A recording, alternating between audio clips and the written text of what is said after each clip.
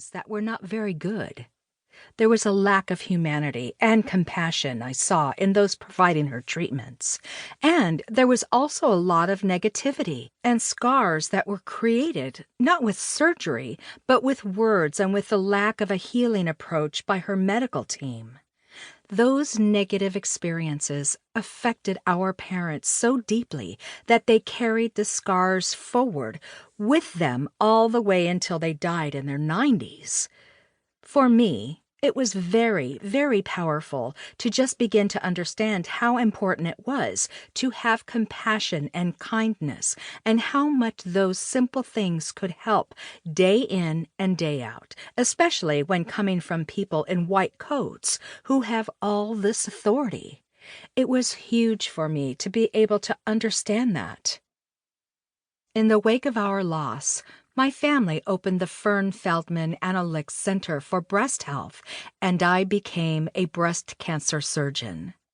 I was determined to bring better care to my patients than what I had seen my sister Fern receive from her medical team.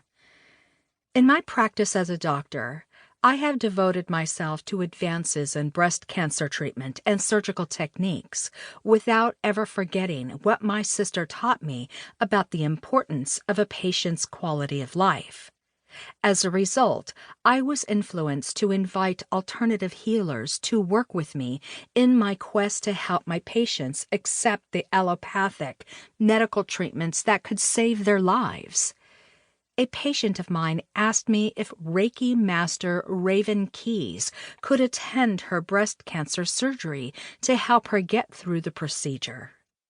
I knew Raven had provided Reiki to a patient during open-heart surgery with another surgeon, and I wanted to see how her presence in my operating room would affect my breast cancer patient.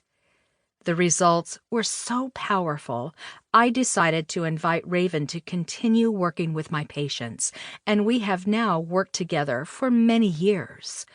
She is extraordinary, and the energy medicine of Reiki has been very helpful to my patients.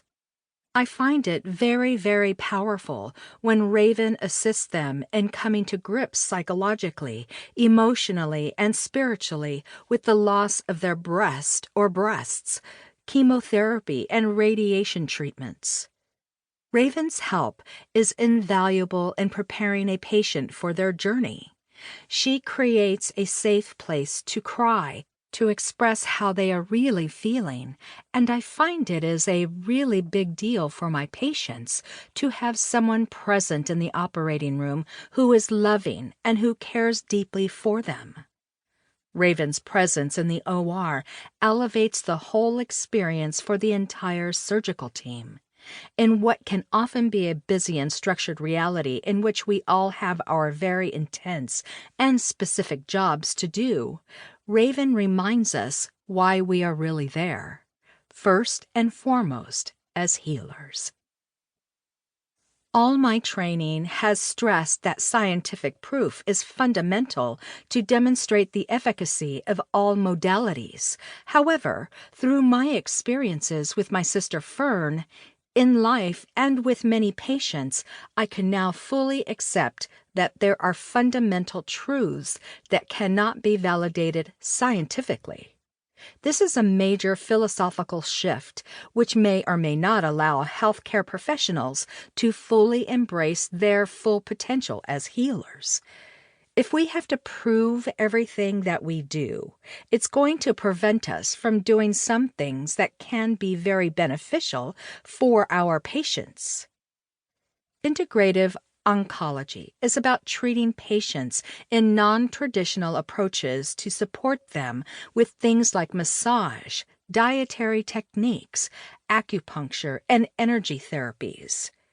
There are many people in the United States who have been diagnosed with breast cancer, more than 12 million, and a study by the Centers for Disease Control and Prevention, CDC, revealed that 4 out of 10 adults had used complementary alternative medicine, CAM, therapies, along with allopathic care.